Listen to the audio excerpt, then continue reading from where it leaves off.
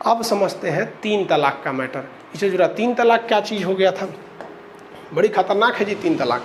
हाँ, समझते हैं 3 तलाक के बारे में।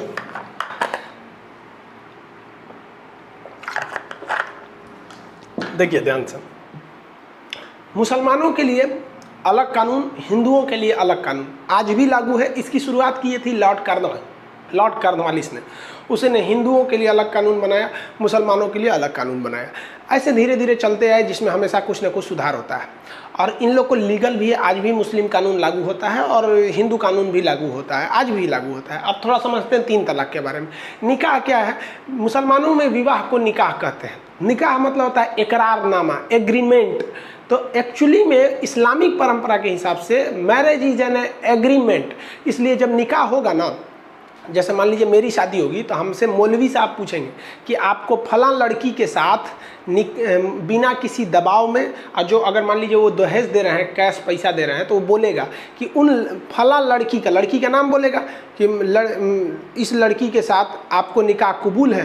तो अगर हमको कबूल है तो हम बोलेंगे जी कबूल है। तो जब हम ये कबूल बोलेंगे ना, तो उस वक्त लड़की के भाई, चाचा, मतलब लड़कियां के 10-5 गो कम से कम रिश्तेदार लोग वहाँ खड़ा होकर सुनेंगे कि ये खान साहब सही में बोल रहा है कि नहीं, कि कहीं दबाव में बोल रहा है। अगर दबाव में शादी करेंगे तो दिक्कतें ना होगा, तो बोलेंगे कबूल है। तो मौलाना साहब उन गवाहों को कहेंगे कि आप देख रहे हैं ना गवाही, सब लोग सुन लिए ना, तो कहें हाँ, तो एगो पेपर पे साइन कर देंगे मौलाना साहब। हाँ, अगला पलटेंगे, वहाँ पहले से लिखा रहता है, क्या आपको इस लड़की के साथ निकाह कबूल है? हम कहेंगे जी कबूल है।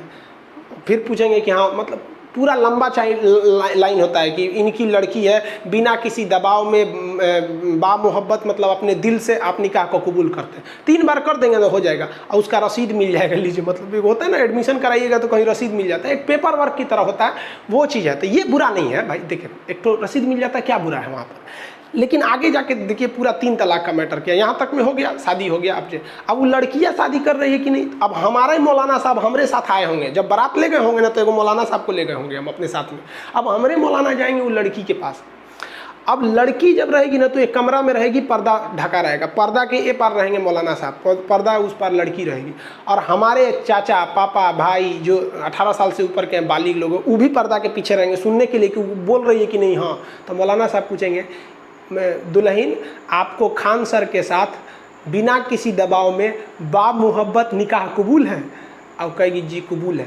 अब कहीं कहेगी ना, तो कोई उसकी मम्मी खोदेगी, वो तो कबूल है कबूल है। तो हमारे घर वाला कहेगा से निकाह ना करेंगे, जबरदस्ती कर रहा है, सब पहले से फसल है कहीं मतलब समझ रहे हो ना, गवाह को इसीलिए रखा जाता है। तो यही है गवाह का। तो एक तरह से अच्छा ही है कि भाई आपने गवाही दिया और गवाह का साइन होता है। लेकिन तलाक के समय गवाह क्यों नहीं रखा जाता है? जब आप शादी करके लाए तो 5 गो गवाह रखें, अब तलाक के समय में फ़ोन करके तलाक तलाक तलाक, अभी तलाक पे नहीं जाते हैं, अभी तो निकाह पे रहिए, अभी आराम से रहिए। निकाह समझ में आ गया होगा। जब निकाह हो जाती है तो मोहरदैन लिखा जाता है। मोहरदैन is a security money for your marriage. दूल्हा जो होता है ना, उससे मोहरदैन लिखवाया जाता है। मोहरदैन एक पैसे की रकम होती है। जैसे हम लिख दिए कि मोहरदैन में हमने लिख दिया 10 लाख रुपया, लिख के साइन कर दिए, तो वो मेरी शादी के लिए मोहरदैन हो गया। अगर आगे जाकर हम अपनी पत्नी को डिवोर्स देते हैं, तलाक देते हैं, तो हमें वो तलाक तब तक वैलिड नहीं होगा जब तक हम मोहरदैन में लिखे रकम, यानी उस पैसे को उस पत्नी को न दे दे कि हाँ लो भैया, इससे अब तुम तब तक गुजारा भत्ता कर लेना जब तक कि तुम्हारी दूसरी शादी नहीं हो जाती है। तो मोहरदैन क्या, as a security money of marriage हो जाता है। लेकिन अगर मेरी वाइफ हमको डिवोर्स दे देती है तो हम जो मोहरदैन में राशि लिखे थे वो नहीं लौटाएंगे। समझ आ गया? मोहरदैन एक पैसे की रकम होती है। अब जब शादी होती है ना, तो लड़की के घर वाले क्या चाहते हैं कि मोहरदैन को हुमच के लिखवा दे ससुरा 2 करोड़ रुपया मोहरदैन। कब 2 करोड़ होगा नहीं करेगा कि तलाक देगा, लेकिन वो 2 करोड़ लिखता नहीं है। अरे मोहरदैन तो हम देखे हैं लोगों का 15-15 हज़ार रुपये लिखाता है, एक जना 35,000 लिखते हैं। और ये मोहरदैन की बड़ी जबरदस्त राशि है। एक परंपरा है मुसलमान में कि वो जो पुरुष होते हैं ना, देखिए आज डिवोर्स का और 4-4 गो बीवी रखने का, इसका अगर आप एक सटीक और एक लॉन्ग टर्म अगर आप उपाय देखते हैं तो उसका एक ही उपाय है कि लोगों को शिक्षित करके उनकी मेंटलिटी को बढ़ाइए और वो एक सामाजिक ढंग से सोचें, वैज्ञानिक ढंग से सोचें, न कि पुरानी रूढ़िवादी ढंग से सोचें। ये एक सटीक उपाय होता है। तो मुस्लिम जो होते हैं ना, वो अपनी पत्नी को जीवन काल में ही मुहरदैन लौटा देते हैं। ऐसा कहा जाता है कि भाई ये मेरे लिए तुम्हारे लिए एक उधार है, मतलब ऐसा नहीं कि डिवोर्स देंगे। अगर खुशहाल ज़िंदगी जी रही है, बाल बच्चे हो गए, बुढ़ापा आ गया, तो उनको मतलब खुशी से मुहरदैन लौटा देते हैं कि भैया लो तुम ही खुश रहना, हम तुम्हें डिवोर्स नहीं दे रहे हैं, लेकिन हम एक सांकेतिक रूप से कि हम लोग खुश हैं। तो ये तो परंपरा रह गई भाई, ये तो खुशहाली का बात है। बात तब आती है जब तलाक की बात आती है, तो तलाक देंगे तो मुहरदैन की राशि आपको लौटानी पड़ेगी। अब जो तलाक है, जिसको डाइवोर्स बोलते हैं, डाइवोर्स मुसलमानों में 3 तरह का है, और 3 तलाक तो ख़त्म ही नहीं हुआ है यार। देखो ध्यान से, तलाक ए हसन, तलाक ए अहसन, देखिए ध्यान से याद रखिएगा, तलाक ए हसन, तलाक देखिए 2 बार गलती बोल दिए क्या, तलाक ए अहसन और तलाक ए हसन। यहाँ हसन है, यहाँ अहसन है। तलाक ए अहसन जो है, इसमें कहा जाता है कि अगर हस्बैंड वाइफ में नहीं जम रहा है तो हस्बैंड जो है वो वाइफ को तलाक देगा, बोलेगा तलाक, और इसमें गवाह का रहना जरूरी है, और तलाक गुस्से में नहीं दिया होना चाहिए। तो गवाह रहना चाहिए कम से कम 2 ठो, जिस तरह निकाह के समय 5 गो गवाह थे ना, यहाँ 2 गो गवाह रहेंगे। तलाक, उसके बाद हस्बैंड और वाइफ में 3 महीने का गैप हो जाएगा। 3 महीने तक ना हस्बैंड वाइफ से बोलेगा, ना वाइफ हस्बैंड से बोलेगी, मतलब इन दोनों में कोई रिलेशन नहीं रहना चाहिए, दोनों अलग रहने चाहिए। ये मायके चल जाएगी, ये ससुराल चल जाएगा। 3 महीने तक अगर दोनों को लग गया कि नहीं है भाई, हमको आपकी कोई ज़रूरत नहीं है, हम अकेले ही खुश हैं, उनको लग गया अकेले ही खुश हैं, तो फिर वो 90वां दिन में बाकी के 2 तलाक दे देगा और शादी ख़त्म हो जाएगी। और अगर हस्बैंड दिया है तो मुहरदैन की रकम वापस करनी है, और वाइफ दी है तो मुहरदैन वापस करने की ज़रूरत नहीं है। इस तलाक को एक लीगल तलाक इस्लाम मानता है, और इसे अच्छा तलाक माना जाता है। देखिए अब हम अच्छा क्यों कह रहे हैं भाई साहब, कि तलाक को 100% ख़त्म कर देना भी दिक्कत है। कुछ ऐसे लोग होते हैं, कुछ ऐसी लड़कियां हैं जिनके साथ दुनिया का कोई भी लड़का नहीं जी सकता, मतलब एक आप सर्वाइव नहीं कर सकते हैं। और कुछ ऐसे लड़के भी होते हैं जिनके साथ बेचारी लड़कियां नहीं सर्वाइव कर सकती हैं, दारू पी के आएंगे, मारेंगे, उल्टा सीधा काम नहीं हो सकता ना, इसलिए एक ऑप्शन रखा गया। तो ये सुप्रीम कोर्ट को इससे कोई ऐतराज़ नहीं है, कहा कि ये ठीक है, लेकिन इसी में थोड़ा मॉडिफाई कर दिया गया, उसको कहा गया तलाक़े हसन।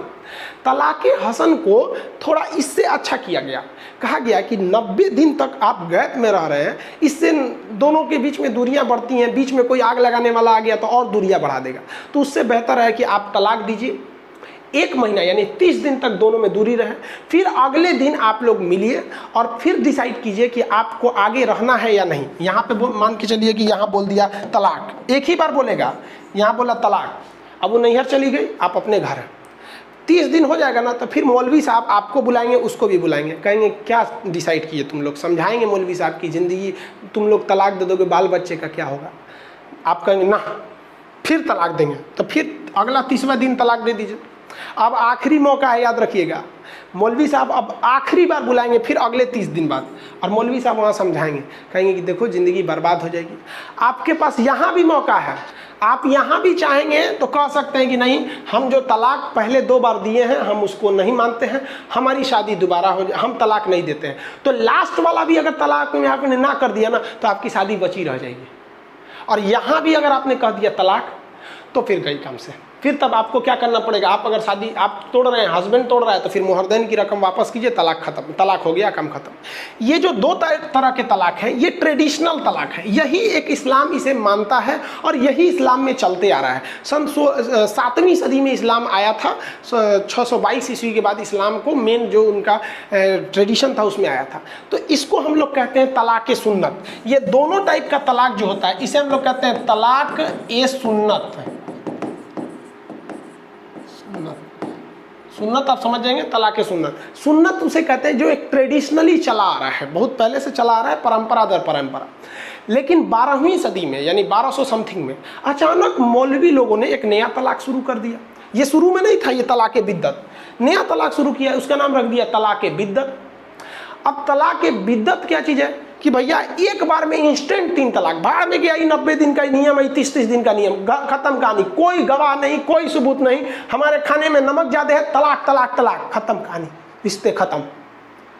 अब पहली बात कि जो ये कह रहे हैं कि ये इस्लाम के खिलाफ है 3 तलाक को रोकना, तो पहले ये देखिए कि इसको शुरू कौन किया। 12वीं सदी में कौन से पैगंबर आए थे? कोई नहीं। लास्ट पैगंबर इस्लाम के हिसाब से लास्ट प्रोफेट, जो लास्ट पैगंबर थे वो मोहम्मद साहब थे। पैगंबर का मतलब होता है ईश्वर के सबसे प्रिय, सबसे करीबी जो उनके दूत होते हैं उन्हें कहा जाता है प्रिय। सबसे उनसे प्रिय दूसरा कोई नहीं होता है। ईश्वर के लिए सबसे प्रिय होते हैं पैगंबर, उन्हें ईश्वर से बाद उन्हीं को वैल्यू दी जाती है। तो तलाक की बिद्दत पता नहीं कहाँ से शुरू हुआ, इसमें कोई सबूत गवाह की जरूरत नहीं। तलाक तलाक तलाक, खत्म कहानी जा। अब इसमें ससुरा ईमेल पे तलाक आने लगा, व्हाट्सएप पे आने लगा, फेसबुक पे आ गया, लेटर लिख के भेज देता था। दुबई में है और उसकी मम्मी कह दी, रे तो मेहरुआ दुकान से बतिया रही थी, अरे हाँ दूसरा से बतिया रही थी, रुको फोन लगा ससुरी कहीं के, अरे तलाक तलाक तलाक, ढाए खत्म। ले भाई साहब, ये तो तलाक खिलवाड़ हो गया तलाक का। तो इंस्टेंट 3 तलाक का बहुत ही ज़्यादा मिसयूज हो रहा था। लेकिन इंस्टेंट 3 तलाक जो दे रहे थे ना, बाद में वो पछता भी रहे थे।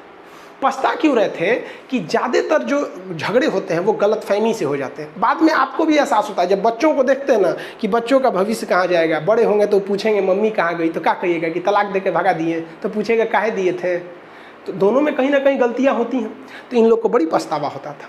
2 साल बाद ये दोनों लोग फिर सोचते थे कि यार बच्चों के भविष्य के लिए हम फिर से शादी कर लेते हैं।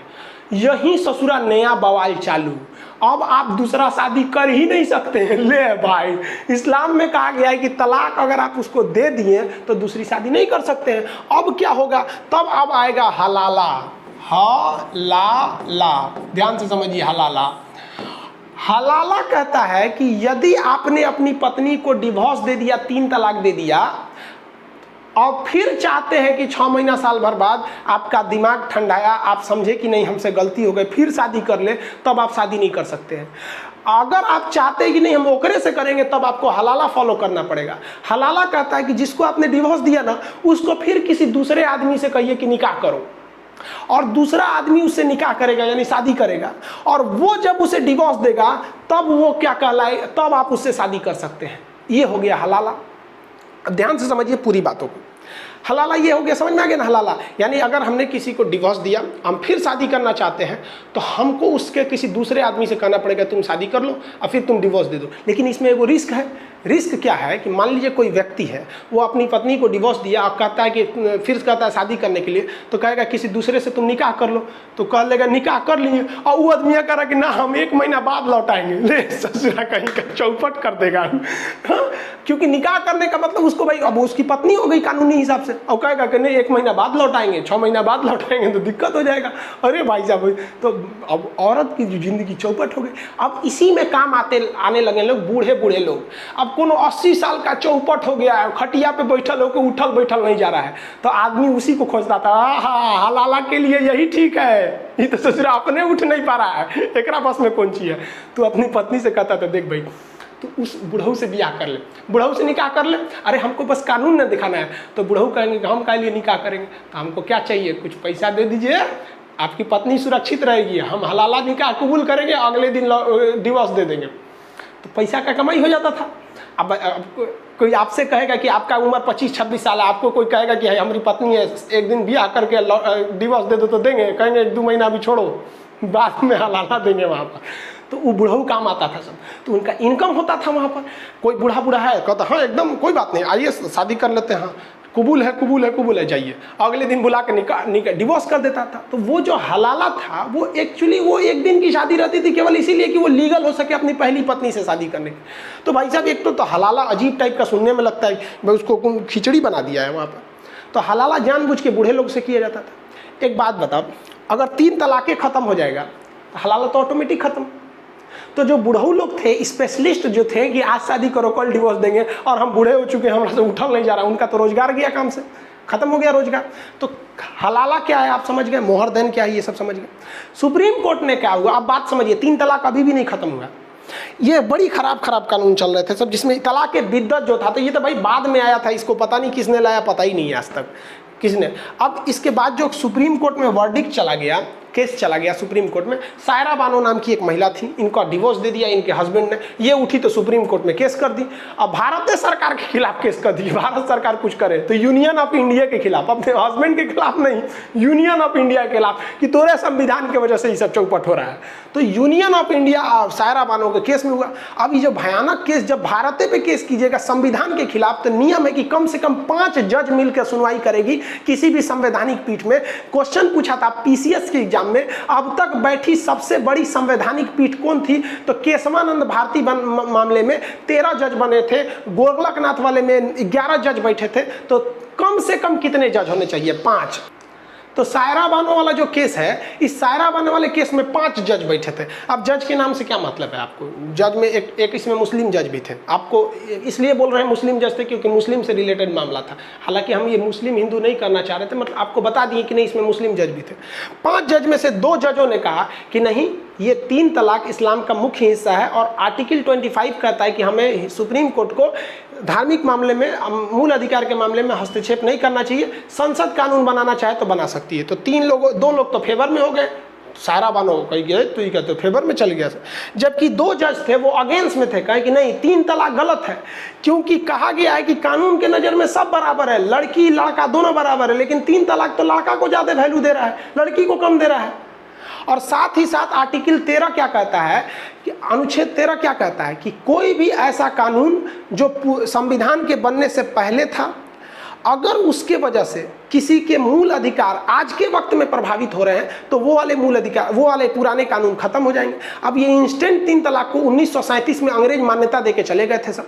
अब जब हमारा संविधान लिखा गया तो उसमें अनुच्छेद 13 जोड़ा गया, कहा गया कि अंग्रेजों के वक्त के जितने भी कानून हैं वो अभी भी लागू रहेंगे, बशर्ते वो कि वर्तमान समय में वो किसी के संविधान को ठेस न पहुंचाते हो। तो संविधान कहता है अनुच्छेद 14 कि सब बराबर हैं, वो कहता है 3 तलाक पुरुषों को महत्व ज़्यादा देता था, तो ये अनुच्छेद 13 का उल्लंघन था, इसलिए सुप्रीम कोर्ट ने कहा कि नहीं ये अगेंस्ट है। और साथ ही एक और जज थे, उन्होंने तो सीधा कह दिया कि ये अन इस्लामिक है। अन इस्लामिक इसलिए कि 12वीं सदी में इसको प्रारंभ किया गया, ये शुरू से था ही नहीं यहाँ पर अन इस्लामिक। तो बताइए 3 जजों ने तो 3 जजों का फैसला क्या आ गया 3 तलाक के खिलाफ में, तो 3 तलाक को बैन किया गया 3-2 के मत से। यानी 2 लोगों ने कहा कि नहीं, 2 जजों ने कहा कि नहीं 3 तलाक रहना चाहिए और 3 जजों ने कहा कि नहीं ये अन इस्लाम, ये गलत है। तो 2017 में सुप्रीम कोर्ट ने ऑर्डर दे दिया कि आज से हम नियम बना देते हैं कोई 3 तलाक नहीं देगा। और उसने सुप्रीम कोर्ट ने किसको आदेश दिया 2017 में कि संसद को आदेश दिया कि आप इसके लिए एक कानून बनाइए। हम तो बस ये बोल दिए कि आप 3 तलाक नहीं दे सकते हैं, अब आप ये कानून बनाइए, क्योंकि कानून बनाने का अधिकार संसद को है कि अगर कोई 3 तलाक दे देता है तो कितनी सजा दी जाएगी, किस किस प्रोसीजर से उसे गुजरना पड़ेगा। ये सुप्रीम कोर्ट नहीं ना बनाएगा, ये तो जनता का कानून बनाता होता है। जनता अपने लिए चुन के भेजी है सांसदों को, वो कानून बनाएंगे। तो 2017 में आया, अब गवर्नमेंट को मिल गया मौका, क्योंकि 2019 में चुनाव था।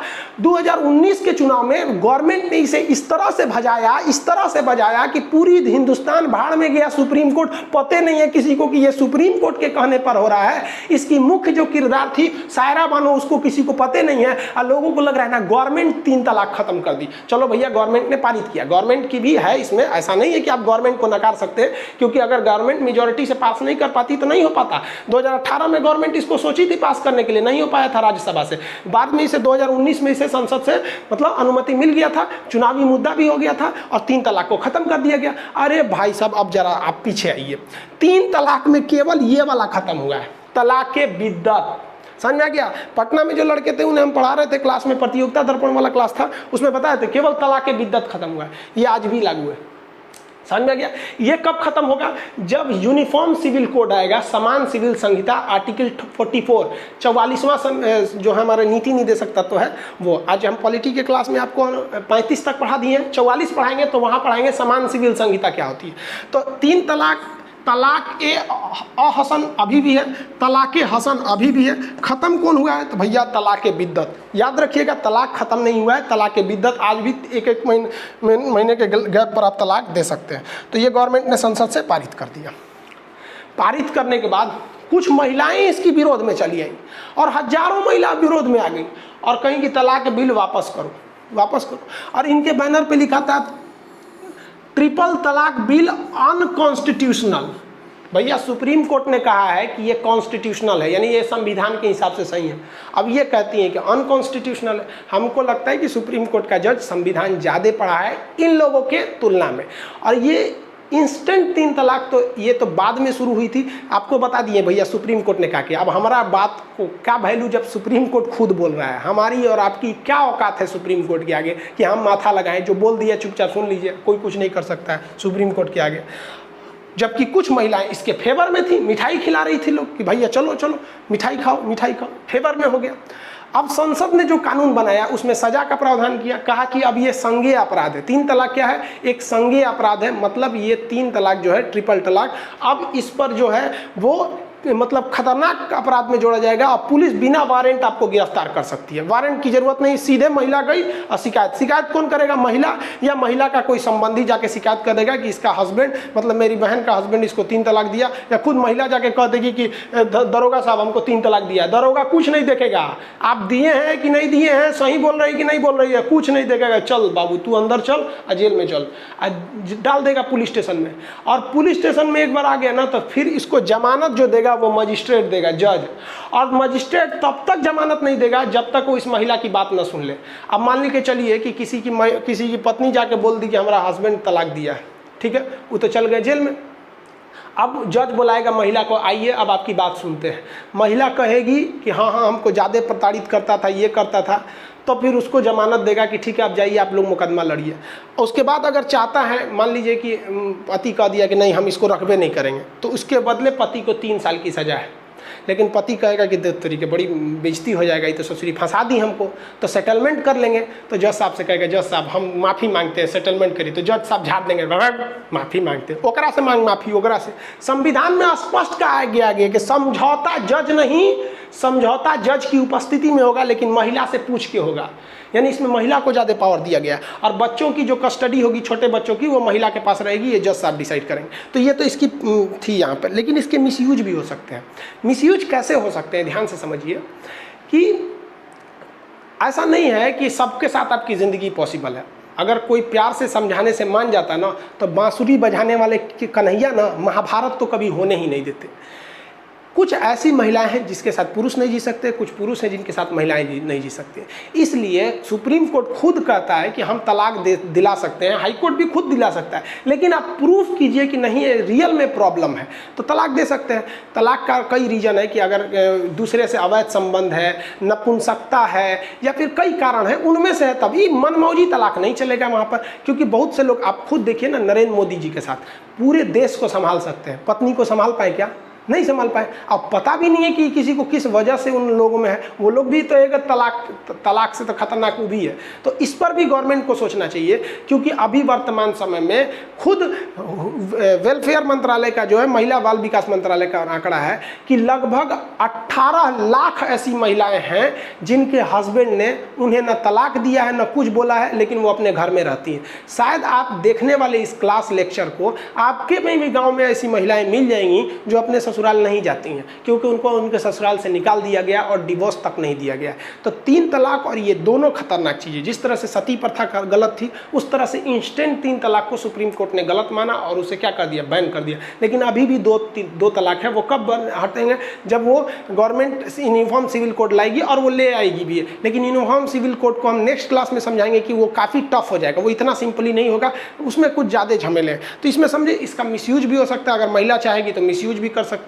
लेकिन देखिए 3 तलाक का अगर ओवरऑल मामला देखेंगे ना, तो ज़्यादातर में महिलाएं ही सताई जाती हैं। अगर 100 मामला 3 तलाक का है ना, तो उसमें देखेंगे कि 80% जो थे वो पुरुष अपने मनमौजी करके डिवोर्स देते थे। 20% ही ऐसा मामला था 3 तलाक का कि नहीं, वो महिला चौपट थी। लेकिन 80% मामले में पुरुष की मनमौजी चलती थी। मतलब ज़्यादातर ये होता था जो समाज में दिख रहा है। अब सुप्रीम कोर्ट कह दिया, हमारा कहने ना कहने से क्या फ़र्क पड़ने वाला है। मतलब एक कहावत कहा जाता है ना, फूफा के घुसियाने से किसी का शादी नहीं कटता है। यानी में हम आपको बस सुप्रीम कोर्ट के वर्डिक्ट को समझा दिए। समझ में आ गया? PDF आप लोग को मिला होगा, ये तो समझ गए इसका तो क्या चीज़ है, हलाला वगैरह तो A to Z चीज़ें को आप लोग समझ ही गए होंगे, ये सब चीज़ें क्या चीज़ है। तो आपको आई होप ये सब समझ में आ गया होगा। अब आपको नेक्स्ट क्लास में आपको मिलेंगे। अब अगले क्लास में आपको समझाएंगे हम नीति निर्देशकता तो क्या है, प्रिंसिपल डायरेक्टिव्स ऑफ स्टेट, ये काफ़ी ज़्यादा ज़रूरी है। इसमें ही है आपका शराब पर प्रतिबंध, गौ हत्या पर, फिर SC ST के लिए संरक्षण, समान सिविल संहिता, पंचायत वगैरह, इस सब में काफ़ी डिटेल्स है। मिलेंगे नेक्स्ट क्लास में। जय हिंद।